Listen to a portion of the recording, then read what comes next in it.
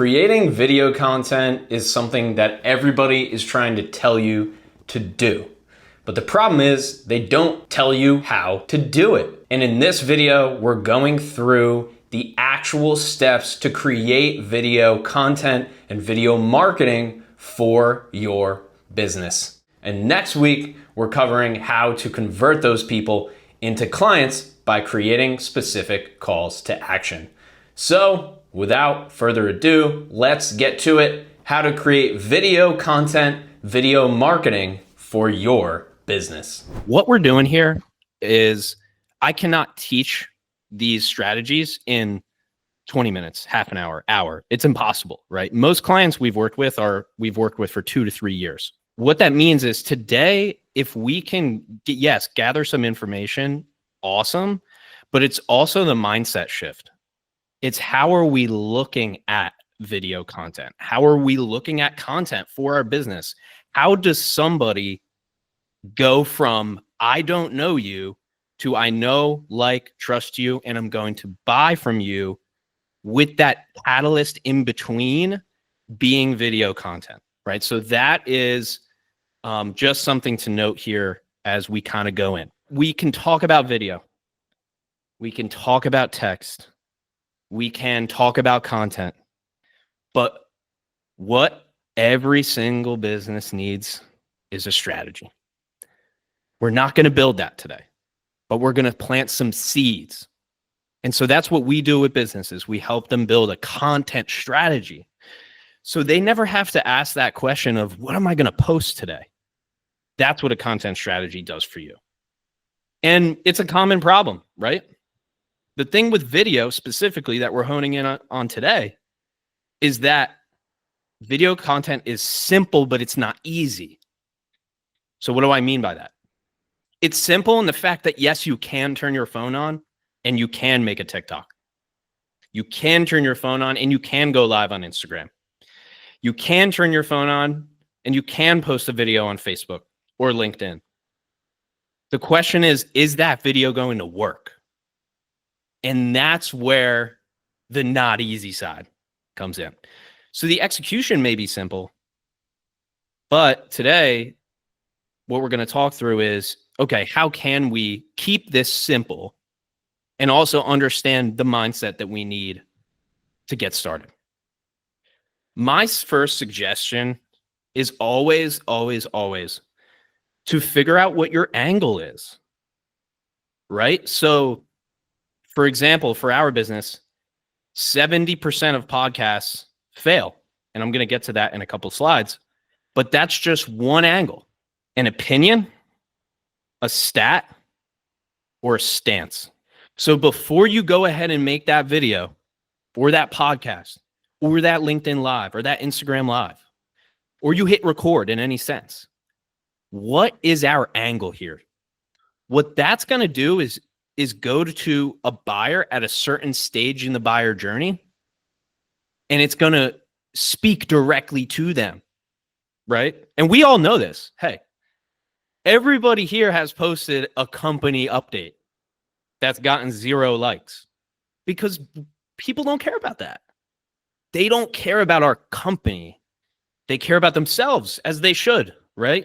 Especially if you sell to executives or to business owners, or even to everyday consumers, right? They're looking at, what am I going to get out of it? But the question is, great. I could come up with this stat or this opinion, but what do I actually do with it? And that is where the content strategy piece comes in. And so this is a sample of what we call the content ecosystem. This is what we build out with every single client. This is before we launch the podcast. This is before we even talk about the podcast. The first question is, what do you want this content to do for you? Once we answer that, that influences the strategy. The strategy influences the plan. The plan influences the posts. The post is what we put out every day, right? So you should never, ever have to ask the question, what am I going to post today? If you have a strategy. This is one example of how that strategy can look. For me to go through every single piece of this, it wouldn't make sense. Before I get to where does your stat or stance fit in, this is how somebody finds you for any business, right? So think about a billboard, right? Don't know the problem, don't have the problem, don't know you, right? I know we have a dental company in here, right? Hey, I mean, I think most of us, hey, everybody has to get their teeth cleaned. But if I just got my teeth cleaned and I'm good, hey, no cavity club, we're all set. I look at that dental billboard and I go, just another billboard, right? But if I do, hey, I just moved to a new location and I need a new dentist. Well, now I know the problem, I have the problem, but I don't know which dentist I'm going to go with yet. That's a different stage in the buyer journey, right? So what this framework does is allows you to know why you're creating the content you're creating, because you can map it to an actual stage in the buyer journey. So instead of posting, well, this is what most business owners do, is they post and then they see what happens. And then the next day they get a new idea and they post and then they see what happens. And the next day, and then we should not be testing. Testing is the first 3 to 6 months. After that, there's no more tests. It's we're posting this. Why? Because we know it fits this stage in the buyer journey, right? Next question. Where does that opinion, stat, or stance fit in this, right? Well, it's going to fit right here where it says stage. Number 1 is stage for the buyer journey. And how we create video content is by creating podcast episodes. So if my stance is 70, we figured out, or say my stance is 70% of podcasts fail, my video would be, this is why 70% of podcasts fail. We figured it out, right? That's my podcast episode or my YouTube video. That's going to be at the top of the funnel because these are just people who are casually interested. But maybe somebody's launching a podcast and they don't want their podcast to fail, right? So that episode can work for them too. Now, if we go, because I can't cover every single detail here, but now if we go to the bottom of the funnel, they know the problem, they have the problem, and they decide it's time to solve it. The toilet is overflowing and I'm not a plumber. I never thought about a plumber for the last 3 years. I don't even know a plumber. But the second it's overflowing, right, that content is different, right? So, yes, they just went through the 70% of podcasts fail. They get all that. Now they go, I have a content problem with my business. I don't know what to post on social media. And I need to hire an agency to help. Okay. My content for that person is going to get 20 likes, but it's going to say, hey, are you about to hire a content marketing agency? Here's 3 things I would look for, right? I'm going to educate them as a buyer, right? How to find your family dentist, right? That's somebody who's looking for a family dentist, not somebody who just got their teeth cleaned at their family dentist, right? So these are just stages of the buyer journey. Executive coaching, right? Hey, I'm not looking for a coach until there's a problem. Now, the thing is, I think I know what the problem is, but I need a coach who's going to help me solve that, right?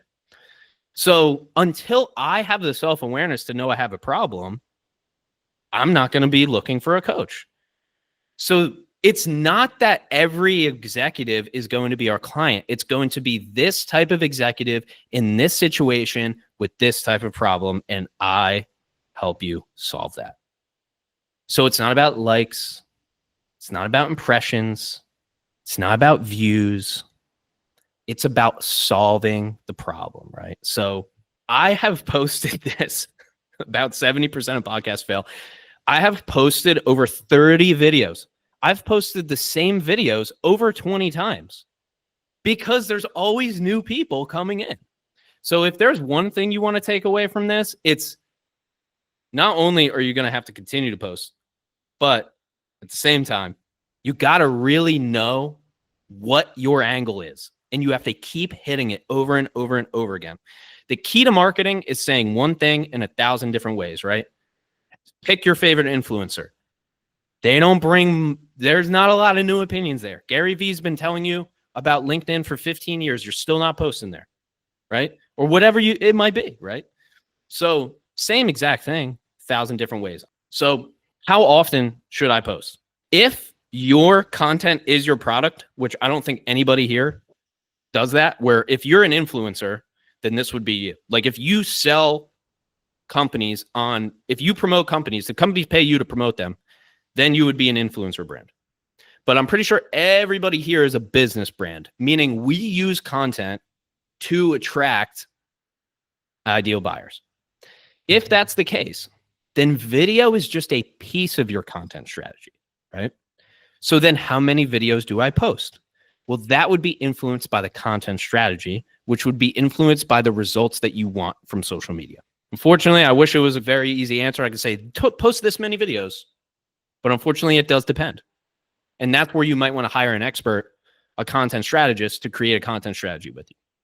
A couple tidbits of information here. How do I actually do it? Whether you're creating a podcast, a YouTube video, or a short form video. The hook. Remember our angle or our opinion? 70% of podcasts fail, but it's not for the reason you might think. Now I'm going to force you to keep watching, right? It's not for the reason you might think. There's 3 reasons why podcasts fail. Now you're 6 seconds into this video and you want to know why podcasts fail. Right? So these are just 3 things to keep in mind when you go ahead and create your video content. Get them with that hook. That's your angle or opinion.